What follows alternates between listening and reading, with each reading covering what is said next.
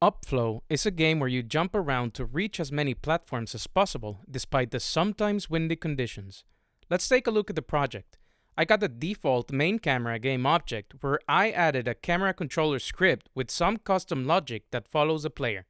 I also have a game manager game object with a game manager script that keeps track of my game state and my player state. This script also handles player input every frame. Let's take a look at my player game object. It has several components: a sprite renderer so we can see it on the screen, a rigid body 2D so it can be controlled with Unity's physics, a circle collider 2D to interact with other colliders, and a player script. This game object also has two child game objects, an arrow game object and a charge game object, both with a corresponding script as well as a line renderer component. My player script stores a reference to both of their scripts.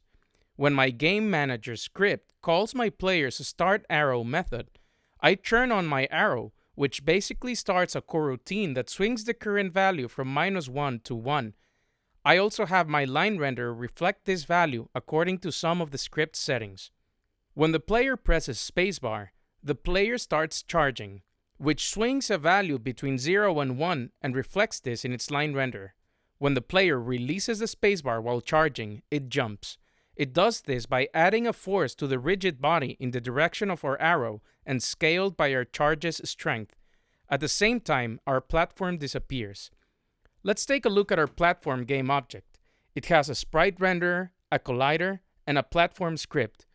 When the player collides with it, we check to see if it collided from above, and if it did, it stops our player in its place and turns the arrow on again.